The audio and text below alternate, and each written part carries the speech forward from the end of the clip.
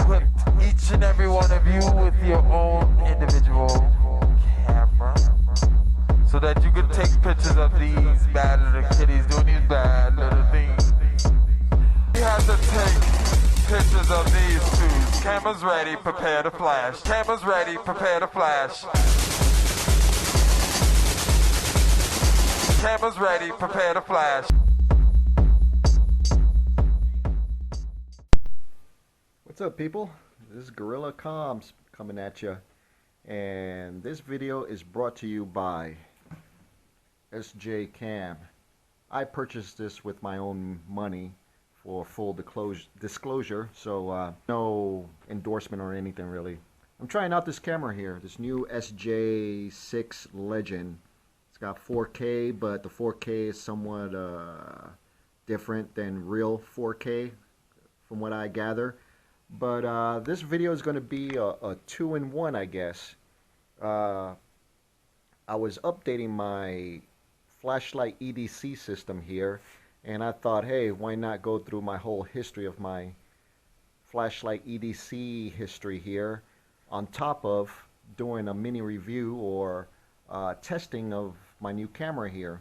So within me babbling about flashlights and stuff, I'm going to change the settings on this camera here to 1080 and wide field of view to narrow field of view to the sort of built-in auto correction for that stupid fisheye that you get with GoPros or the older GoPros. I don't know what the new ones are, but I lost my last camera, so that's why I haven't been really posting much of lately. And filming with my cell phone, the smartphone, is not my cup of tea. It's a pain in the ass to do, so I just don't. My video will suck as usual, but it will suck a little bit clearly. So there you have it. And that's all I can promise you guys. But yeah, I have to thank Canadian Prepper for this one here, because he had a really good video about the camera equipment that he uses for all of his videos, and his videos they're top notch. They're good production quality, and for one guy to do that on his own and everything, that's pretty good. And he recommended the SJCAM camera for just regular point and shoot, regular everyday type of stuff. Me, I don't really think too much into the cameras and DSLs and all those other DSR cameras and fancy, stuff out there as far as videotaping. But I do like the action cam and what it offers to me when I make videos. So yeah, within the video I'm gonna annotate what setting the camera is and everything, and you guys can see what's going on with it, and maybe if you like something, maybe you don't, just let me know in the comments. And it's got a this thing here, microphone, which I never used before, and we'll see what happens. So okay, so here's my history of EDC lights. Back in the day, including now, your infamous truck flashlight or vehicle flashlight was the trusty Maglite. Maglite was the go-to flashlight back in the day. I'm talking about maybe mid-90s and before. And this guy here takes 3 D-cell batteries, and it did really well back in the day, and it still does today too. This originally had the incandescent bulb in here, and I got a upgrade kit that turned it into an LED light, and the battery life on this with 3 D-cell cells was pretty good. It'll last me a good year and a half. But recently I took a year-old batteries that were in here. They were alkaline, so they leaked just a little bit, so I gotta keep reminding myself to change them out once in a while, even though they need it or not. But for in the vehicle, especially my service vehicle, this is pretty good to have, and it doubles as a good little attitude adjuster, if you know what I mean, to make people polite once again. So yeah, this was the standby. Can't go wrong with that. But technology has surpassed that leaps and bounds. But for a regular AK-47 feel of a flashlight, can't go wrong with a mag light here, especially in this configuration where you could second this as a weapon. So for my everyday on my person EDC light back in the day was a mag light version of this here. And this is just a representation of it. It's got pretty much the same sort of feel and size to it. Takes two AA batteries, and this is a cheapo, what do you call it? Home Depot, $2 version of that, and it does okay. I brought these for my little girls because they like flashlights and LEDs to make them run longer, and they could abuse this and it won't hurt the pocketbook. But let's make pretend that this was the mini mag-like version of it, and that was our EDC back in the day. I would say mid 90s and before, and you had a little belt holster on you, and when I was in the Marines, yeah, I had this on my belt along with the original Leatherman, and that's all I needed to pretty much fix the world. And yeah, that was okay. And again, the bulb was incandescent, so the battery life wasn't that great. The lumens on it wasn't that great, but it got the job done nevertheless. 1080, 25 frames per second, wide angle, no visual correction with the external mic. So now we go into maybe the 2000s, around there. I don't remember when. I became a Fenix fanboy because the rest of the models here are pretty much all Fenix. They had a pretty good reputation. They still do, in my opinion. It was LED, cost effective in a way. I had mag lights all the way up to, the 2000s there, mid 2000s. But then I started really getting into upping my game up as far as flashlight, and I settled on Fenix. External mic on the table there in front of me. Let's see how that is. So yeah, I started carrying this for a while, but then after a while I thought this was a bit too much, and I looked at Fenix again and got me a LD12, which was a single AA battery LED light, and this was my go-to for quite a while. Like this very much, and I kept on using this here. I'm not going to show you the features and the modes and stuff like that. There are like 4 billion videos about that, and for me it's more of a proof of concept type of video instead of a individual specs on these and stuff. No microphone, 1080, 30 frames per second, medium field of view. Then I wanted to slim down even further from this here, and I settled on the Fenix Echo 12 E12, and you can see I lost about another inch right there. It's the same diameter.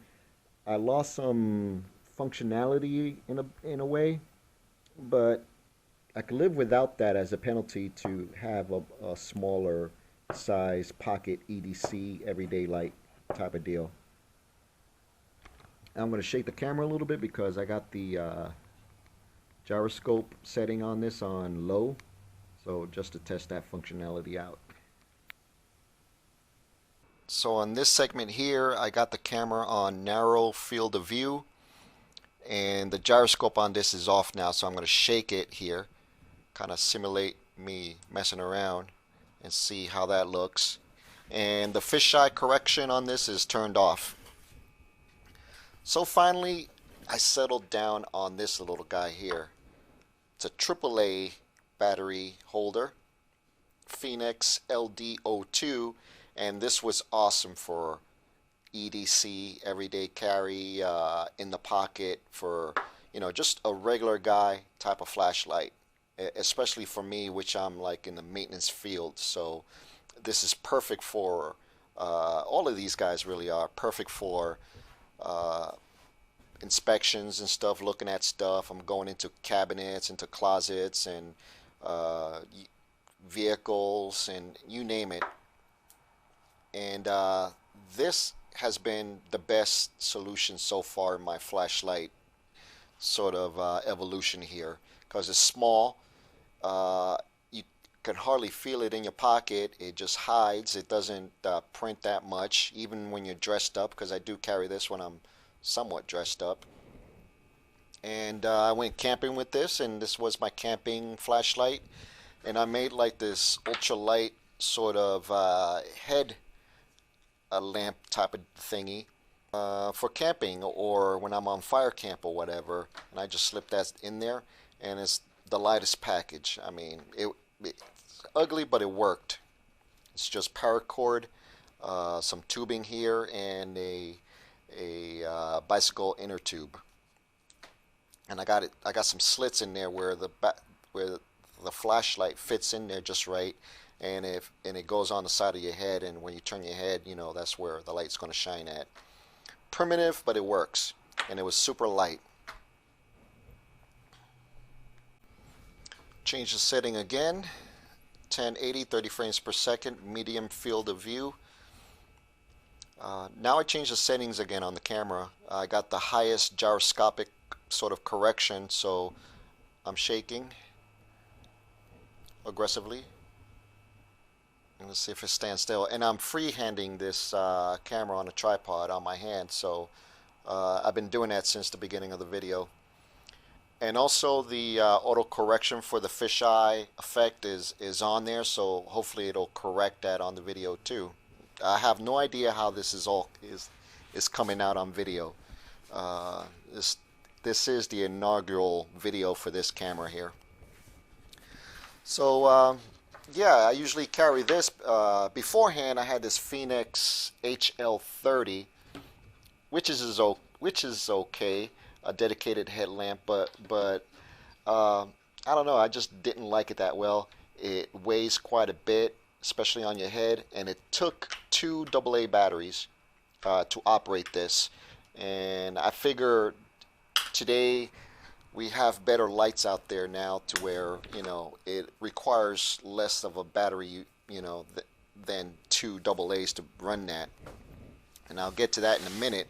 And I'm staying to standard, you know, commonly used commercial batteries, other than these exotic lithium-ion batteries that are, they are pretty, what do you call it, exotic, at least to me, you know, the CR123s and stuff like that.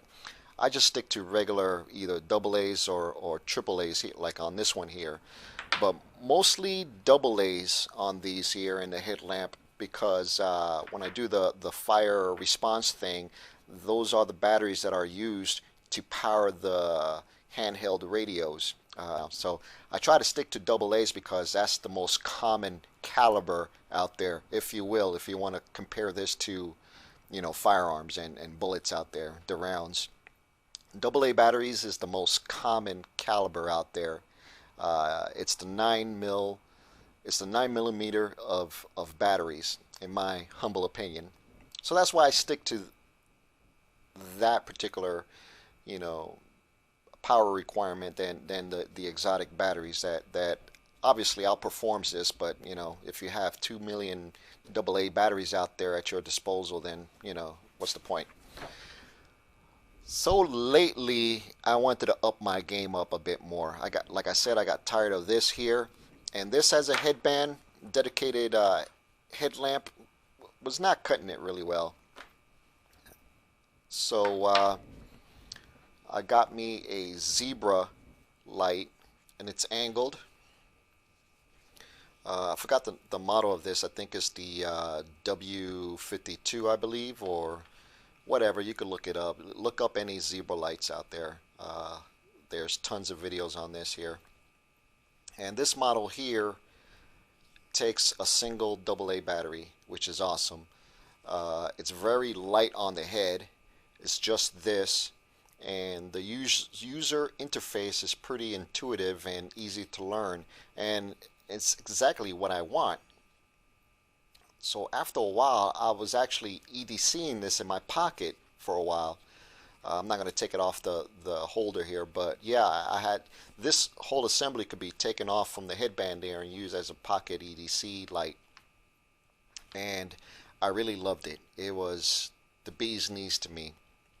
But the only thing that really sort of got to my nerves is my muscle memory on using it. I kept wanting to, you know, shine that way, kind of like this here, kind of shine forward this way. Instead, I would either blind myself or it'll shoot to the side, and I have to remember to kind of orientate it like this, kind of like the old military flashlights. So I still wanted this as a headlamp, and I put it away in my EDC bag. And I use this constantly too on vehicle installations, inspections, working underneath houses and stuff, you know, crawl spaces. This is the bomb. I love this thing. So I love this so much, and I wanted the traditional flashlight version of this, that I went ahead and got me another one. But this one here, it's like your traditional flashlight. It's towards the front there. It's not angled like this. Here's your button to operate it and everything. And again, single AA battery. So this conforms to my requirement of having a common battery source. And this is the bomb. I love this thing here. Not too much different than the Fenixes over there, or the Maglite that's down there, or even the cheapo Home Depot light there, and some of these other ones that you see out there on YouTube land, like Through Night, Olight, Archer, I think, and there's a crap load of other makers that you see, you know, videos about there, and those are like the most common ones that are out there that they, I think, over sort of, you know, review.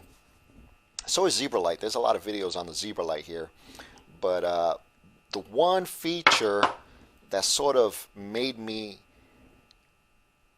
jump ship from the Fenix line of lights is battery life indicator. I think there are a lot of lights out there that does have that feature. These don't. You know, it's the worst feeling in the world where you start off your work day and you're gonna, you know, look at something, you need a flashlight, and you press the clicker and nothing happens because you didn't remember the last time that you changed a battery. And I don't want to change out batteries just for the, you know, the hell of it.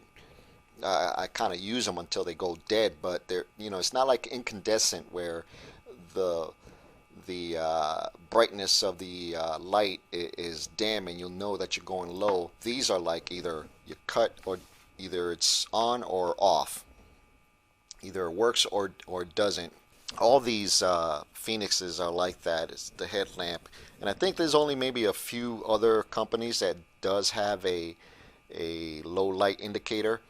I think Streamlight, I think it is, and that other tactical company that you know, everybody pushes, they have that. But the Zebralight, they do have that function. So if you just click 3-4 times on the clicker here consecutively, it'll tell you how much battery life you have on this. Like on this one here, 1 2 3 4, 1 2. So it's 50%. So it has 50% capacity on this because it flashed twice. It's got 4 flashes. 4, you're full. 3 flashes, you're 75%. 2 flashes, you know, 50, and 1 flash is 25%, I would imagine. On this one here, same deal. 1 2 3 4. 1 flash. So this one here is down to 25%. So I know pretty soon I'm going to have to change the battery on this guy here. And this one here, I still got some light in it. 1 2 3 4. 1 2. Okay, so if anything, that is the only reason why that I jumped ship from Fenix. I'm very loyal to things that work for me. Fenix has worked for me for ages, no problems whatsoever, including Maglite down there. But Maglite got obsolete after some of these other technologies kind of took off. But now this technology here is what I'm looking for. And let's say the battery life on this goes down even further past the 25% range or whatever. I think there's a setting there if it goes lower than 1 point something volt on a cell here. On the LED, really dim, you'll see it strobe on you. It'll just start flashing, flash, flash, flash, flash, flash. And that would tell you that you have no battery life in it, and you have to change it right then and there instead of guessing. So yeah, that is my reason for jumping ship and going to the Zebralight. So there is my new lineup as far as flashlights. In the vehicle, the AK-47 here of flashlights, the Maglite. If anything, just for a secondary weapon or whatever that I can't get in trouble for. And then again, it is pretty good as a, flood-like flashlight as well. For camping, fire support, working on vehicles where I need hands-free light source, the Zebralight headlamp here. Like I said, I forget the models. It doesn't matter what the model is, but you could search that information. Everyday pocket EDC will be this Zebralight here that sort of points forward. Oh, there it is, SC52W.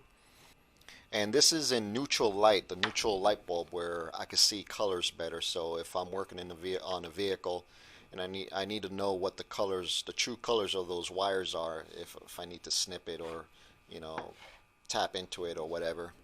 So I wanted that particular feature. And then if I want to go somewhat lighter, like in dress slacks or whatever, I'm still holding on to the AAA Fenix LD02. Very seldom that I'll use this. Like I said, maybe in dress up pants type of deal, which is hardly ever. I'm a t-shirt and jeans type of guy. So I will have this mainly on me every day doing my thing. So let me know how the video came out as far as visually and the clarity and the different settings and the audio quality of this new SJCAM camera. And yeah, I guess that's it for now. And I should be making a hell of a lot more videos now that I got my equipment up to snuff now. And let's see what kind of trouble we could all get into now. Alright guys,